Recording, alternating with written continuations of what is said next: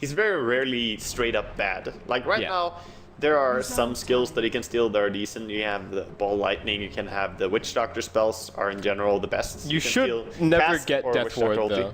Yeah. Because you can toggle heal while you're channeling. So there is if you're a good Witch Doctor, if you're on 0 mana, then yeah, that's a different story. But if you are playing Witch Doctor right against Rubik, I don't think you should ever be giving away. It's similar to playing Doomringer, that you can always just blink in Doom and then score Sheriff immediately, and you should not be giving away Doom.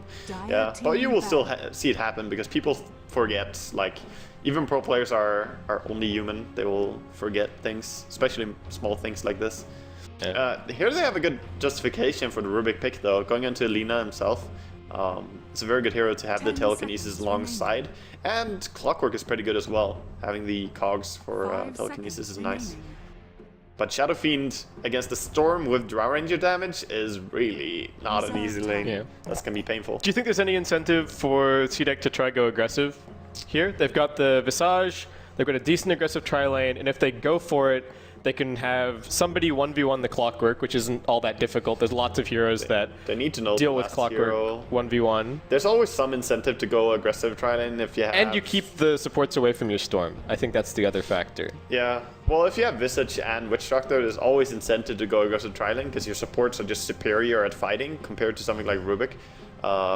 But you have to watch out for what the last enemy... That last pick's a bit scary. Exactly. Because sometimes it's just more worth to keep down the Clockwork so he doesn't get level 6 early, and, you know, pair him up against the tri-lane so you keep Clock low level so he doesn't kill your Drow Ranger repeatedly. Yeah. So that's the bigger issue. Yeah. As much as Visage is the king of tri-lane versus tri-lane, he is definitely not the king of rotating or wanting to spend any time. So if you go for the aggressive tri-lane and it goes badly, then yeah, he is a little bit greedy in general. But we see a Slark as the ban. CDEC can end up grabbing another ranged hero just to benefit as much from the aura as they possibly can, as they end up going for the Nature's Prophet. And VGP just getting rid of a Spirit Breaker as they go for a Lycan. Lycan is sort of nice against Drow. You can rush in and just, you know, kind of chase him down. Along with Clockwork, Drow Ranger, what you're trying to do is just force the Drow Ranger to do, you know, to be running away all game long. But in these two drafts, I have to say that I favor CDEC again, though. I think they have really strong lanes, and their heroes, if they get a good early game, having something like Storm Spirit and Furion, you can go for pickoffs everywhere. And if you take over the map, Shadow Fiend won't really snowball that hard. And they can Roshan minutes, like not minutes into the game, but you know, we could see if the lanes go as well this game as they did in the last game. They can do it pretty quickly. 9 or 10 minute Roshan is no problem whatsoever. Pick up your medallion on the Visage. I think they won't necessarily need to stress that so much though, because you just want to be having a long, steady laning stage when you're playing a Drow Ranger and L5 range heroes in general. If you can get a long laning stage, keep the Clockwork low level, and just do that kind of game, you don't risk that much. If you go for Roshan early on, you're suddenly putting yourself where Razes or Clockwork or Lina, a lot of different things could punish you. Yeah. Yeah, it's just a safer play, I think. Yeah, it is at the very least nice to have Roshan potential of your own against the Lycan, because it means that it's not straight up guaranteed for him, and you can kind of take the pressure off yourselves a little bit by, okay, well, we can go and take it, and then we don't have to be worried about Lycan being off soloing it at some stage. That's definitely a feeling. That's a later kind of thing, I think. Yeah, but that's definitely a true feeling to be able to do Roshan before Lycan. And yeah, we'll see the boots first here on Rubik in this game. Just try and have some vision here. Okay, gets a little bit of scouting information, just seeing CDEC going for pretty much the exact same start out that they did in the previous game. They got 4 heroes running down towards bottom lane.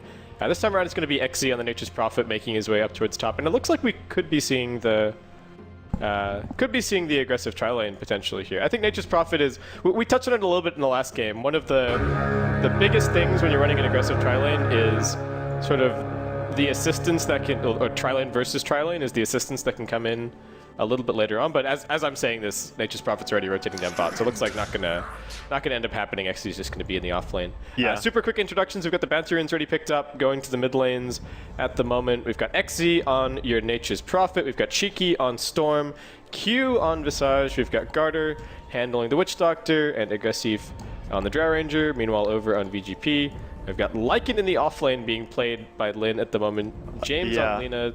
Dogfight on Rubik. So they want to try and go for the first blood return here. I mean, they did have a hard time last game. Let's see if the Storm can kind of smell this gank. They haven't seen anyone bottom. They only know Clockwork is there. He's definitely going to go down here unless something is messing up. No, he's dead. Good execution. They even get the last hit onto the Shadow Fiend. That's very big for him. Yeah, so, and he's got the Necromaster level 1, so... Yeah. Oh yeah, he gets full souls on that actually. That's really sweet. Or not completely full. You get 12. Yeah, but definitely the kind of start that the Shadow Fiend's hoping for here in the laning phase. So should help tip things in his favor a little bit. VGP support still sticking around mid lane somewhat. They are being scattered out by this Dire Observer, so they shouldn't be overly successful here in the second rotation. Yeah, they're kind of just running and trying once more. They want to try, but I think they should just leave the Storm versus Shadow Fiend now. Because if you get one kill here, the Shadow Fiend is really fine. They just need to try and focus on either winning bottom lane, because Clockwork right now is struggling against the Furion. Furion knows that there are no supports. Look at the CS. He's 5-4 against 1-0, and Clockwork is going really low on HP. And Garter and Q, they know where the supports are. They're rotating their way over.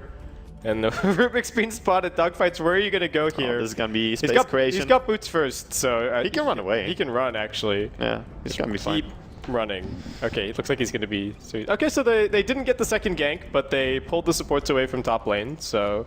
got at least a little bit of something there. 2-minute runes are about to pop up. XC is going to be TPing down bot. Oh, he gets the haste. Oh, no. Okay, I think Rubik's still... No, I think thinking maybe... No, they've got the Lina here. Okay. Yeah. They can maybe just walk out here. I was gonna say if they kept running up, they could cliff him, but he does have a ward as well, and kind of saw that Lina ran around the corner before. But yeah, at least this is gonna free up some time for Clockwork to farm, which is really nice because he needed that badly. If they just left the bottom lane, it would be a disaster. So sacking the Wolf and letting him just kind of leech here on top lane and do what he can is probably the better choice right now. I'm not a huge fan of offlane Lycan, should be said, but it is very important that you get levels on your Clockwork. So that's the trade-off that they're going for. They're switching, actually. Yeah, here comes the switch up. So Yang TP's to the offlane, but he doesn't have any regen. It costs you quite much. Yeah, it costs you quite much doing these early TP rotations. And I don't know. Could have been better just starting offlane with the Clockwork. You have power cogs. You can just hold the creep wave. You will get under your tower. There's no denying that. But little switcheroo. At least they got the kill on mid, which was really good for them. Yeah, I think they saw the 4-man rotation down bottom from CDEC, and they scouted it with the Rubik, and they might have had the same reaction that I did, which was, oh, they're going aggressive again. So they tried to put the lanes in such a way that they had the Clockwork against the tri-lane, but CDEC ended up playing it pretty nicely and just put standard lanes, which... Could have been the case. Yeah. Good last hit here by Q, getting the Wild Wing in front of the Clockwork's face. Of course, he shares the experience, but the gold completely to Visage. And so far so good, I'm gonna say. Storm is doing a fairly good job recovering, considering the fact that he died early on. He does have the Drow Ranger aura, which helps you quite a bit on last hits though, having 70 damage. But Shadow Fiend gonna check the top rune. No contesting on that one. They're stacking for Storm right now, so a little bit of a comeback mechanic being built up as well for CDEC. Yeah, and I mean, you definitely need to get the Storm going, ideally. That's the one thing that CDEC's lineup is that's a little bit scary for them, I think, is that they are quite squishy on the whole. So if they get to the point where the Lycan is ahead and he's got farm and he just goes charging in, I don't feel like they have a ton of great answers for him. And yeah, as soon as the line breaks in terms of the team fight, then I feel like they're going to just lose 2 or 3 heroes every single time. So yeah, see bottom lane here if you can actually pull the creeps away a little bit, because they're going for a tier 1 tower push here. They even have Illusion Rune on Rubik, but Furion doing the best he can, just pulling creeps away and being a nuisance. Did a good job actually. He got the full creep wave in a perfect position, because now he can deny some of his creeps. He did get into tier 2 tower range. If you get it perfectly there, you can deny a full creep wave from the enemy carry. But doesn't even have to use the glyph in the end, so he's still got that up to be able to hold off another push. And VGP's looking like they're still keen to go for this. Lin's got his basket turned on, he's got his crawling blade in his inventory, and they're just kind of smacking creeps and pushing the wave. Anytime you push this hard though, the enemy offlaner is going to be getting a lot because you're giving him experience. You can't really deny and push. It doesn't work that way. So he's already closing up on level 5 on Furion. Clockwork, of course, is doing well though. He's been getting almost 2 full levels since he switched to top lane. And did he go for... Yeah, he went for boots into Tranquil boots. He's going to send out his ring very soon. Has the ring of protection over on the career. VGP support's looking a little bit lost, but looks like Dogfights is just going to go and get a little bit of stacking done. He can pull here if he wants. Yeah, you can lift the creep up. But and not really necessary at this stage of the game and against the Furion, but you can do that. XZ looking for the 6-minute urn here. Needs to be a little bit careful. He's going to man down as the Shadow Fiend turns up. Can't afford to eat all 3 raises. But Dogfights is still looking for him. Can they get vision in here for the lift? He should be good. He's pretty fast. Shadow Fiend is slightly faster, but not fast enough to actually chase him down for kills. Lucky that it was the regen rune. Yeah. If you're the Nature's Prophet there, if it's a haste that pops up, I think it was it haste at 4 No, it minutes? was illusion at 4. No, it was so illusion it was at 2 4. minutes. Okay, so he was running the risk of a haste rune popping up and dying there. Yang top lane, slowed up, drops down the cogs, but finds Garter in there with him. Soul Assumption comes out, and it should just be a few more auto attacks. Can they get him in the trees? They don't get him. No. Very nice. Tranquil Boot armor. Actually helping out a lot there. They didn't have the TP ready on Furion there. If they did, that would have been an easy kill, because you can just TP behind as well, and there's no way out for the Clockwork. But very big for him there, he lives there. And bottom lane, aggression going in here.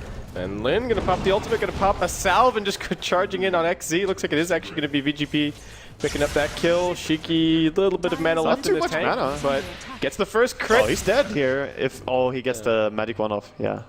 He's gonna be fine then. This is a really good start for VGP. Coming in from last game, they already have, 2 kills. It's way better than last game.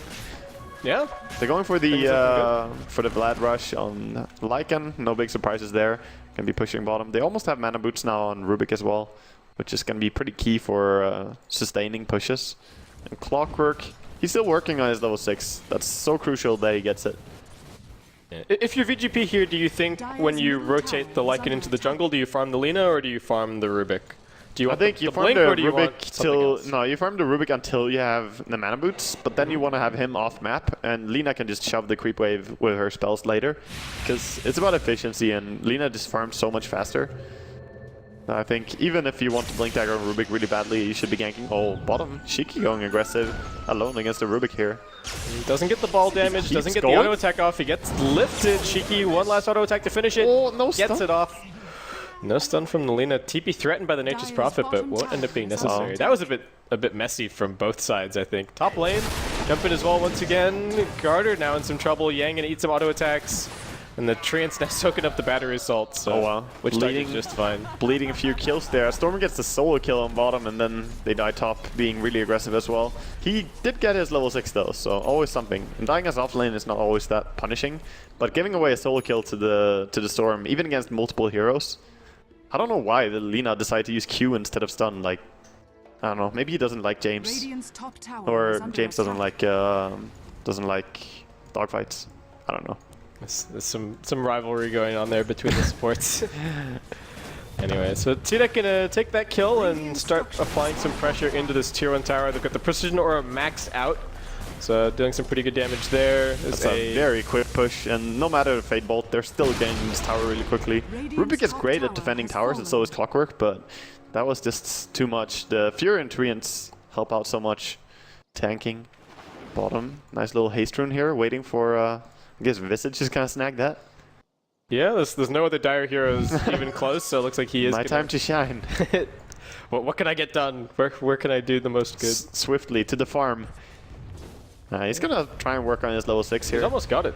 Yeah, and this is a good thing that they're doing. After they got level 6 on Storm, pretty much, or level 7 at least, they just switch up and move the Storm into jungle and try to be off-map and ganking as much as possible. This is completely the right way to play Storm. You don't want to be steadily laning all the time. Top lane. Nice little attempt here. Is he gonna go for the courier? XC pops out. No, he's got interests of for the kill. Yang instead. Ball comes in, tried to TP out, but Shiki's also there. And yeah, that's a safer play. He could maybe have gone to courier, but good kill once again, and gonna help Shiki keep snowballing. Bottom tower is being claimed though by Lin. So it's not without its trades. VGP still getting things done there. Q, however, is also pushing mid, so lots of action happening on the map right now. Shadow Fiend just going to be picking up a mech, nothing too shocking there. Pretty much your stock standard build these days, actually. Oh yeah, I think there are two builds that you can really go for. It's either Yule Scepter into Blink BKB, or it's the mech into BKB into Butterfly, pretty much. Those are the two most standard builds anyway. And the more popular in the Chinese and the Asian scene as a whole, it seems, is the mech BKB Butterfly. Honestly, my favorite as well. Unless it's a great game for Blink and Yules, and you know you can find multiple kills with it, then maybe you can go for it. If you have a good game and the enemy have some hero that you can unexpectedly kill, like a carry Slark or something like that, you can actually burst them with your ulti so easily. Or a Storm, or yeah, exactly. Like but in a game like this, there's too much. There's the silence, there's the cast, there's the birds that could be there, and of course there's the Storm himself. If you go on anyone else, Storm might just ball in and keep you down. So going for the Yule Scepter here would be much riskier. I like this build, man. VGP 3-man smoke. It's the Roshan attempt smoke, I think. There's a train in the pit. I think they saw it going in there. So yeah, so they're trying to find anything else, but Lycan is not really liking this. There's a smoke from CDEC as well. Shiki's leading the way. James going to get revealed. Lin as well. Shiki just goes falling in. Who's he going to go for? Looks towards Lin first. Death Ward gets dropped down as well. Cask bounces nicely. Oh, God. And that is going to open up the kill on the Lycan as the ultimate bounces through as well from the Nature's Prophet. He gets the sprout off. Yang trying to make his escape. Lobs the hook towards his teammates, but doesn't land it, and that's going to be connect. 3 totally unanswered kills. Yeah, and they died right outside the doorstep of Roshan. That's like the worst thing that can happen against the Drow lineup, is dying right then and there. So, I mean, look at Roshan, how quickly he falls here as they just go in. Yeah, they don't even have a medallion. The Q is actually just going for a mech, seemingly. He's picked up a buckler here, but I suppose so. There you go. Aegis over on the Storm Spirit. Well, they didn't need the medallion at all, so that's fine, I think. And having the mech early against stuff like Clockwork and Shadow Fiend is going to help you a lot to just survive. I think it's a good build as well. But Storm getting Aegis this early on, oof, that's terrifying. He is like one of the best, if not the best, Aegis carriers pretty much in the entire game. I think most people will agree that he's the best Aegis carrier. Yeah. I mean, unless you're talking about some carry that you really want to have Aegis on for high ground or whatever. But in terms of what you can do when you respawn, you're back and you have everything. He's not cooldown dependent, and he uses the mana pool so well. Some heroes just come back for the second life, but they don't care much about the mana you get. So yeah, we'll see if they fight for this tower. They should, I feel. Storm is looking for it. Yeah, Storm up on the high ground. Shiki getting in position. Looks like, there is some interest from the Nature's Prophet. He can always TP in. Gonna take a couple more seconds. They see him rotating around here to get the deny. Very nice. Very nice deny there by the Visage. So just gonna back off. They do know the rotation by Storm coming in. Yeah, Shiki's just off scouting a little bit here. Gonna put some pressure on top lane. I think feeling relatively safe. The only thing that really kills him is lift into a Light Strike Array. Yeah, but I mean, stage, so you barely, they could probably kill him twice if he gets completely caught out, so he can't play, you know. You do have to be careful. Light Strikers are only a 7-second cooldown. Exactly, it's a very low cooldown, but they kind of have to kill him without telekinesis the first time and then bring him down with it afterwards. So he can be fairly aggressive and create space for his team if they want to push bottom or top. Right now, CDEC playing pretty safe. They don't know where everyone is. So Furion is just scouting with all his treants, trying to play some StarCraft here. Yeah, cloning around the map, just keeping an eye on things. Lin is just farming up the jungle at the moment. And CDEC moving into a pretty aggressive position around this mid tower. Shiki falls down into the low ground and just eats a bunch of auto attacks. He's looking for them, right? He's like, where are you guys? Keen. He's definitely keen. Whenever you have Aegis on Storm at this point in the game, you definitely want to go, so he's just trying to find anything, and he will find something nice. the DD rune on bottom, along with Aegis. Dear God, he's fit for fighting. Yeah, they've got another 2.5 minutes on the Aegis here, so still quite a bit of time to go and get something done with that. And just kind of have to decide what exactly the target's going to be. Top lane, XC actually getting caught out here a little bit by Yang. Battery Assault only getting soaked up by the Nature's Prophet, and Laguna Blade comes in to seal the deal. James going to pick that one up. All right, so VGP, the Aegis has been picked up, but since then, they've taken a tier 1, and they've, well, it got denied, and they found themselves a kill. No, they will get a kill bottom, as soon as though. I say that, yeah, you cursed it. You cursed it. Caster cursed is very real. It is so real. Oh, wait.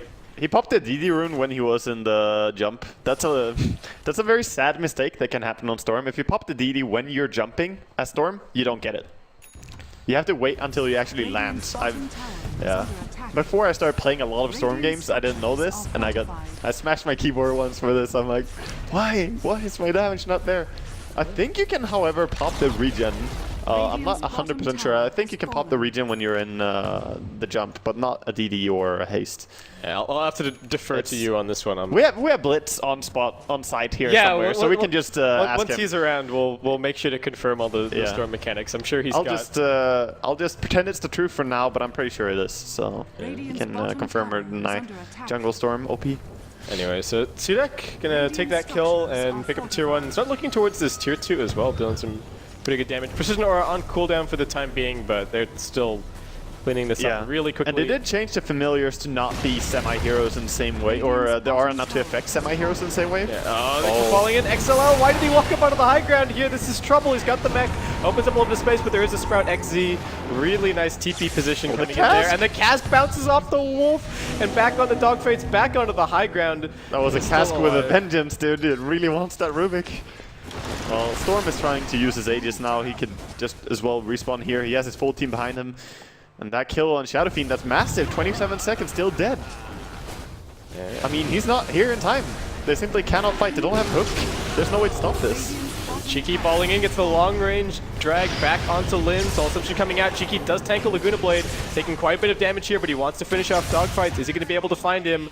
The last couple of auto attacks do finish him off. James now sprouted in with the familiar Soul Assumption as well, along with the Urn Charge. They bring him down, and VGP still no Shadow Fiend. He's only going to pop up right as the Rax falls. And CDEC got exactly what they came for, and more. They just wanted the tier 2, and it turned into a lane of Rax. Yeah, and they're not even stopping. They want the range Rax as well. They're like, we know you're weak. Just give it up, and we'll back out. Give them a few more kicks while they're down. Yeah, but that's the second time that VGP kind of get caught on the same mistake. If you die close to an objective against a drow pick, like you lose so much. That's the same as dying against a tiny outside your base. Or like, a lone druid, you will lose your base. Yeah, it's just gone. Yeah, like first time they die outside the Roshan, and now they die kind of unnecessarily after the tier 2 tower is already down. I don't know why Shadow Fiend walked back in. He needs the BKB if they're gonna fight.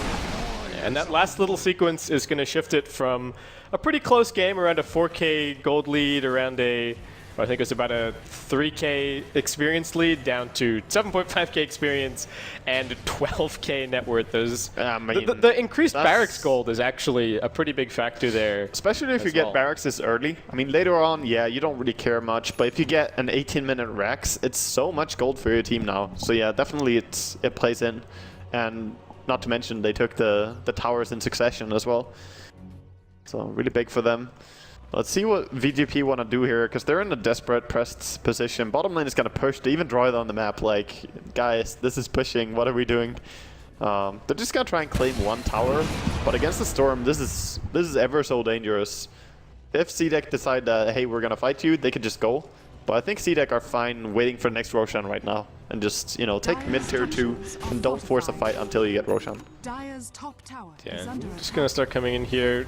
Nature's Prophet has gone for a Blade Mail into a Vlad, so XE just kind of picking up active items here, and I think CDEC are looking to close the door pretty quickly maybe after that next Roshan gets picked up. Tier 1 for tier 2 trade ends up going out. VGP smoking 3 heroes back, so looks like they might try and catch from behind or try and get something done. Shadow Fiend with that tower going down does have his BKB now, so he's a little bit more fight ready. The hookshot flies in. Who are they going to catch? It's actually 2. Cogs coming in as well. Good chain stun coming out. Requiem of Souls as well. XLL opening up with the right clicks and the raises. Aggressive, just getting right click down somewhat. It's only the Witch Doctor to fall so far. It's a 2 for 2. Lin chasing through with the ultimate, still has a little bit of duration left. XZ, Blade Mail cooling down, will be able to pop it once again, but Lin gets dragged back by the Vortex, and it still ends up being a good fight for CDEC. That net worth advantage. And really Shadowfiend doesn't even get the kill on Visit. No, he turns, he gets greedy. Gonna try once more. I think he's dead because of that. Lina has to buy back here. I don't think it matters. SF is still dead, and that's just so many Bloodstone charges. Well, she might get the return kill here, but Wolves gonna have to do some work for that. He can get the Visage with the Wolves. I think he's... Is he? He's pretty tanky.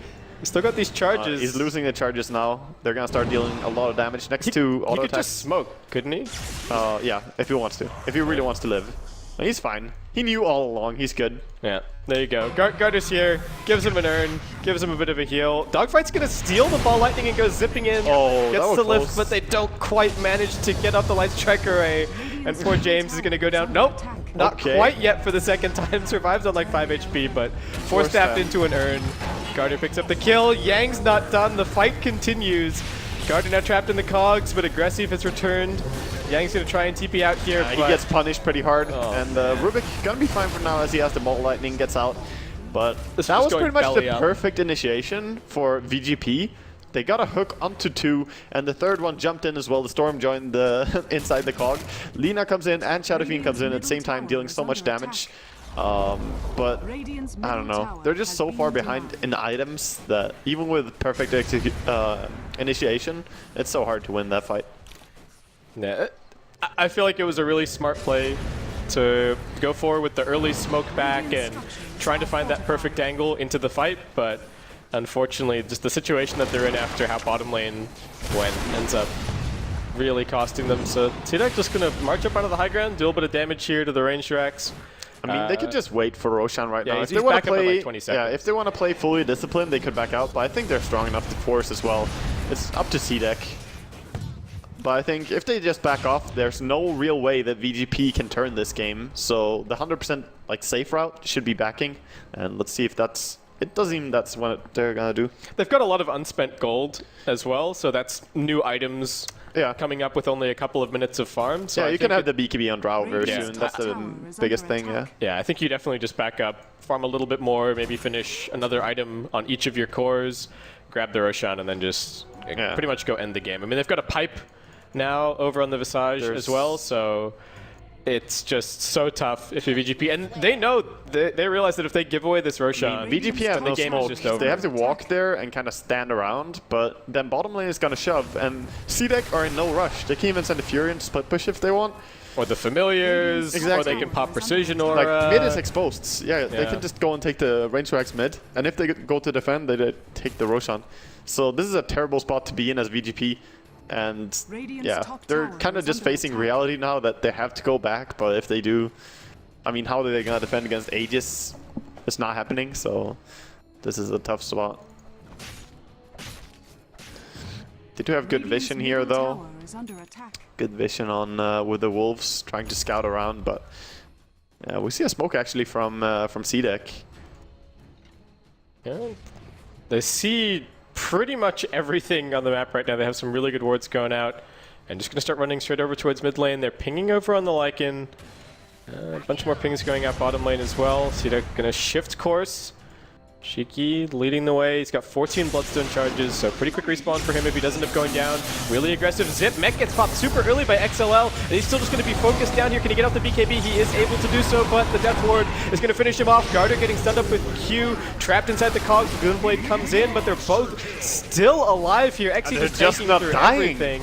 Look at him, the Furion. He doesn't go down.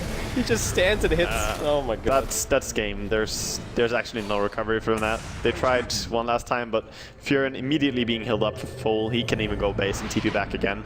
They're gonna try one last attempt here. Yeah, because why not? But I don't think there's anything you can do. 18 charges on the Storm now on his Bloodstone. And yeah, Rex is gonna end up falling. And for CDEC, I mean, like you said, the super disciplined play is to just back up and take Roche and in general, make sure 100% that this game is yours. In general, there's something that, you know, throughout the times of Dota, I would say China really excels at is the discipline of just not taking unnecessary risks. when you're at this position, you're not meant to lose ever as CDEC. If you lose this, it's completely on you. You can say the enemy played correctly or whatever, doesn't matter. You need to have made several big mistakes. In this patch, there's no massive comeback mechanic. And VGP, they do have a smoke now. They're just charging straight over towards the pit. Yeah, they do have the Centaur smoke. They will blocking try. things a little bit here, making the hook actually a bit difficult for the Clockwork. Good angle, though. He can't go for this. He can steal it. Oh, comes hooking in. Is he going to be able to grab it? No, the Storm Spirit gets his hands on it. Now Yang and Dogfight's isolated inside the pit. They're both going to be brought down. James a little bit further out. XLL does pop his BKB a little bit earlier this time around, but the right click still laying into him. Lin goes chasing off to the side, looking for Garter, but the rest of his team is already dead. Yeah. And he's just going to be forced to TP out. And that is going to end up being the GG called by VGP. So CDEC going to end up taking this opening series for them 2-0, and yeah, very the strong. best start that they could hope for. Yeah, this game looked like it could maybe turn into, you know, somewhat of a VGP favored start, but they quickly turned that around again. I mean, they got 2 kills straight off the bat. They had fairly good there, but I think the TP rotations cost them a lot, so CDEC getting the lanes a little bit better, and then just solo kills happening. Getting kills with Storm like that is bad.